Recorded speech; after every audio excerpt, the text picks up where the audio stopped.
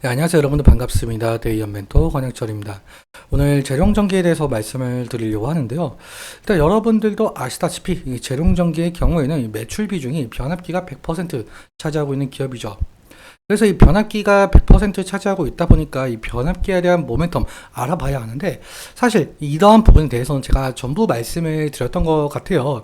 뭐 북미 전력 인프라망 구축이라든지 아니면 AI 데이터 센터발 전력 인프라망 구축 뭐 등등등 말씀을 드렸었는데, 제가 오늘 말씀드릴 내용은 이 북미 대선, 그러니까 미국에 대한 대선에 대해서 좀 말씀을 드리려고 해요. 여러분들도 뭐 뉴스 보셨다시피 어젠가 그저께인가 트럼프가 유세 중에 이 총격이 일어났었던 사건인데, 총격이 일어나면서 이 트럼프가 당선될 확률이 높아졌죠. 그래서 현재 트럼프가 당선될 확률이 높아짐으로써 안전자산을 추구하고 있는 상황인데요. 그럼으로써 이 달러 가치 상승 일어나고 있는 상황인데, 그렇다면 달러 가치 상승을 한다면 이 수출 관련 기업들이 좀 수혜를 받지 않을까라고 생각이 들고 있습니다. 거기에 대해서 재룡전기는 미국에 직접적으로 수출을 하고 있기 때문에 수혜를 받을 가능성이 있겠는데요. 이러한 부분들 여러분들께 좀 말씀을 드리려고 합니다.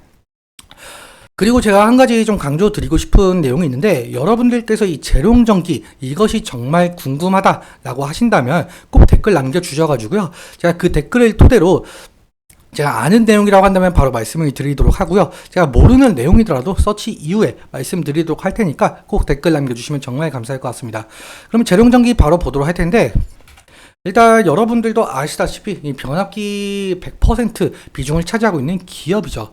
그리고 제가 저번 영상에서 재룡전기의 모멘텀이라고 한다면 이 노후화된 북미 전력 인프라망 구축이라고 말씀을 드릴 수가 있었던 것 같은데요.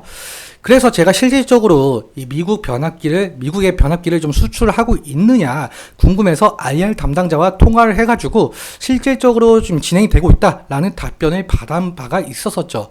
심지어 수주 잔고도 상당히 쌓여 있다라고 제가 저번 영상에서 말씀을 드렸었는데, 실제로 지금 변압기에 대해서 수출 비중이 75% 이상으로 2022년 대비 상당히 상승한 바가 있었었죠.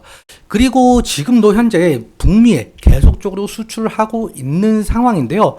수출을 한다라고 한다면 결국에는 이 달러를 벌어들인다라는 소리잖아요. 지금 워낙 가치가 어떻게 보면 떨어졌다라고 표현이 될 수가 있겠지만, 기업 입장에서는 이 달러가 강세면은 어느 정도 매출적인 이익을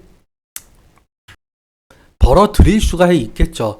지금 현재 여러분들도 아시다시피 여기 앞서 말씀드렸는데, 이 트럼프가 유세장에서 피습을 당했어요. 그래서 여기 뉴스를 보시면은 트럼프 피격 여파로 아시아 투자자, 이 금달러 등 안전자산에 몰릴 것이다 라고 나와 있습니다.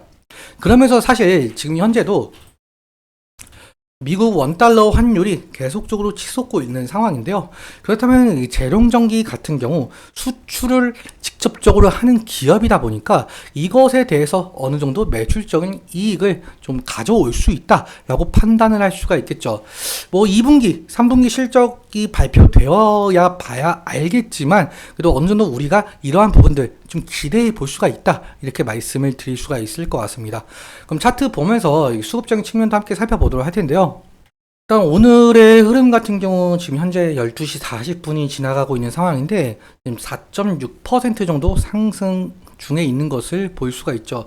일단 고가 부근은 5.8%까지 상승을 했다가 약간의 윗꼬리가 달린 모습을 좀 보실 수가 있겠는데요. 제가 누누이 말씀을 드리지만 재룡전기 같은 경우 7월 11일 또 신고가를 찍고 이틀 정도 조정이 나왔기 때문에 지지 라인을 좀 살펴봐야 되는 부분이 있겠죠. 지지 라인 같은 경우 이 부분은 좀 생각을 할 수가 있겠고요. 만약에 이 부분이 이탈을 하게 된다고 한다면 2차적인 지지 라인은 이 부분이 될 가능성이 높겠죠. 하지만 상승시 같은 경우 신고가 부근에 위치를 하고 있다 보니까 매도의 심리가 더 강할 가능성이 있겠다. 그리고 차익 실현 매물이 나올 가능성 좀 염두에 두시면 좋을 것 같다라고 제가 매번 말씀을 드리죠. 그래서 이러한 부분들 좀 염두에 두시면 좋을 것 같고, 수급적인 측면도 함께 살펴보자라고 한다면 지금 제가 기간을 3월 4일부로 좀 설정을 했어요. 왜 3월 4일로 설정을 했냐라고 한다면 3월 4일부로 상당한 상승의 모습을 좀 보여줬기 때문에 제가 3월 4일로 설정을 했고요. 3월 4일 이후로 개인 같은 경우 260만 주가 매도가 나왔고 외국인 같은 경우 260만 주 매수가 나온 상황이죠. 기관 같은 경우 28만 주 매수가 되고 있는 상황인데요.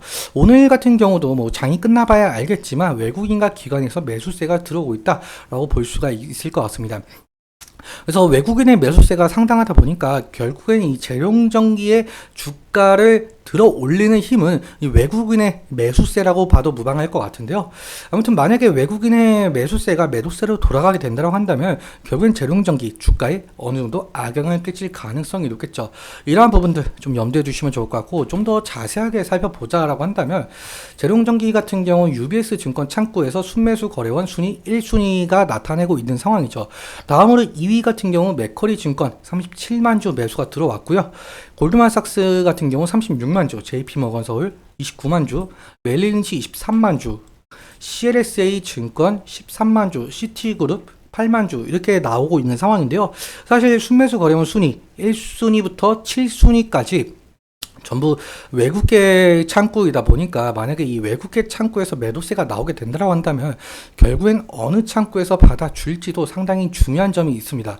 예를 들어서 UBS 증권 창구에서 매도 물량이 나오게 된다고 한다면 만약에 이 키움 증권 창구에서 받아준다는 뜻은 개인의 매수세가 상당하다는 거겠죠. 그래서 UBS 증권 창구에서 만약에 매도세가 어느 창구에서 받아주는지 확인하는 것도 상당히 중요한 점으로 보이고 있습니다. 오늘은 여기까지 말씀을 드리도록 할 텐데, 제가 앞서 말씀드린 것처럼 여러분들께서 이 재룡전기에 대해서 이것만큼은 좀 궁금하다라는 점이 있다고 한다면 꼭 댓글 남겨주시면 정말 감사할 것 같습니다. 제가 다음 영상에서 그 댓글을 토대로 말씀을 드리도록 할 테니까요. 아무튼 오늘 말씀드린 내용과 이 차트적인 부분에 대해서는 제 개인적인 견해가 많이 껴있다 보니까 여러분들의 주관적인 견해와 함께 투자를 현명한 선택하셨으면 좋겠습니다. 오늘도 시청해주셔서 감사하고 지금까지 데이언 멘토 권혁철이었습니다. 감사합니다.